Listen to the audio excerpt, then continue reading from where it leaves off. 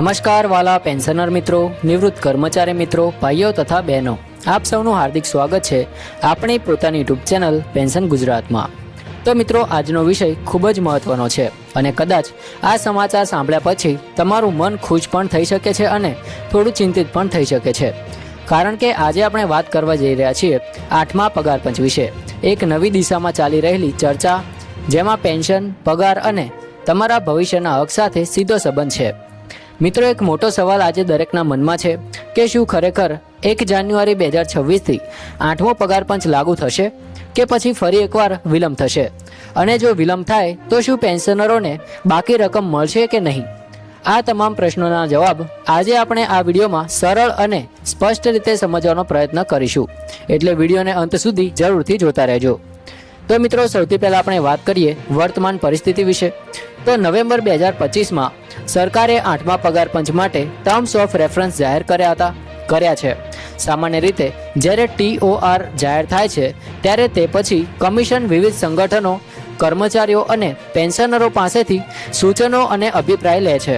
આ પ્રક્રિયા ખૂબ જ મહત્વપૂર્ણ હોય છે, કારણ કે આના આધારે જ ભવિષ્યમાં પગાર અને પેન્શનનો આધાર તૈયાર થાય છે। હવે જો સમયગાળો જોઈએ તો લગભગ 18 મહિના સુધી આ પ્રક્રિયા ચાલી શકે છે, એટલે કે 2027 સુધીમાં આખરી અહેવાલ આવી શકે છે। પરંતુ મિત્રો, અહીંથી જ ચર્ચા શરૂ થાય છે। કર્મચારી સંગઠનો અને ખાસ કરીને પેન્શનરોમાં એક સ્પષ્ટ માંગ ઊભી થઈ રહી છે કે 8મા પગાર પંચનો અમલ 1 જાન્યુઆરી 2026થી જ થવો જોઈએ, કારણ કે 7મા પગાર પંચનો કાર્યકાળ 31 ડિસેમ્બર 2025એ પૂર્ણ થાય છે, એટલે તેના બીજા દિવસથી જ નવા પગાર અને પેન્શન લાગુ થવા જોઈએ। આ એક લોજિક અને ન્યાયની વાત છે। જો સરકાર આમાં વિલંબ કરે છે તો લાખો પેન્શનરો અને કર્મચારીઓને આર્થિક નુકસાન થઈ શકે છે। મિત્રો, ચાલો આને એક ઉદાહરણથી સમજીએ। માનીએ કે કોઈ પેન્શનર હાલમાં 15,000 રૂપિયા પેન્શન લઈ રહ્યા છે।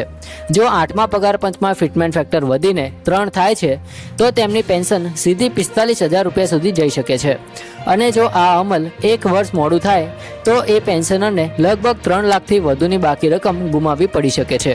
એટલે મિત્રો, આ મુદ્દો માત્ર તારીખનો નથી, પરંતુ તમારા લાખો રૂપિયાના હકનો છે।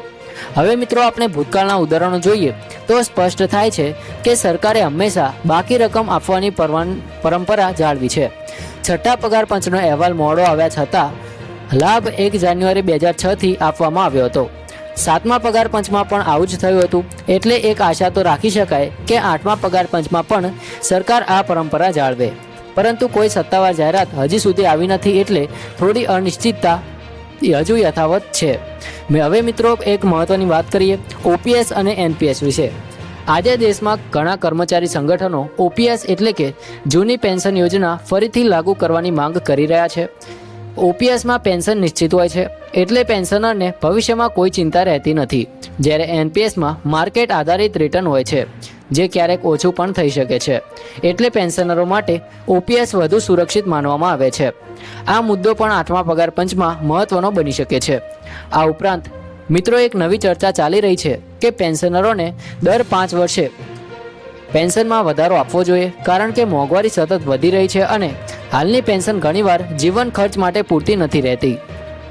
જો દર 5 વર્ષે પેન્શન રિવિઝન થાય તો પેન્શનરોને મોટી રાહત મળી શકે છે। હવે મિત્રો, આપણે ફિટમેન્ટ ફેક્ટર વિશે વાત સમજીએ તો હાલમાં 7મા પગાર પંચમાં ફિટમેન્ટ ફેક્ટર 2.57 છે, પરંતુ 8મા પગાર પંચ માટે 3 થી 3.25 સુધીની માંગ ચાલી રહી છે। જો આ માંગ સ્વીકારવામાં આવે તો પગાર અને પેન્શનમાં 40% થી 50% સુધીનો વધારો શક્ય છે। આ એક મોટો ફેરફાર સાબિત થઈ શકે છે, ખાસ કરીને નિવૃત્ત કર્મચારીઓ માટે। મિત્રો, આજના સમયમાં એક નવી બાબત પણ ધ્યાનમાં આવી રહી છે કે ડિજિટલ ખર્ચો વધ્યો છે। મોબાઈલ, ઇન્ટરનેટ, ઓનલાઈન સેવાઓ, આ બધું હવે જીવનનો ભાગ બની ગયો છે। તેથી કેટલાક સંગઠનો માંગ કરી રહ્યા છે કે આ ખર્ચાને પણ પગારનો ભાગ માનવો જોઈએ। આ વિચાર ભવિષ્યમાં વધુ મહત્વનો બની શકે છે। મિત્રો, અંતમાં આપણે એક જ વાત કહી શકાય કે 8મો પગાર પંચ તમારા માટે એક મોટી તક છે, પરંતુ સાથે સાથે થોડું ધીરજ પણ રાખવું પડશે, કારણ કે આ પ્રક્રિયા સમય લેતી હોય છે। પરંતુ જો તમે જાગૃત રહેશો, સત્તાવાર માહિતી પર વિશ્વાસ રાખશો અને તમારા હકો માટે અવાજ ઉઠાવશો તો ચોક્કસ તમને તેનો લાભ મળશે। જય હિન્દ, વંદે માતરમ।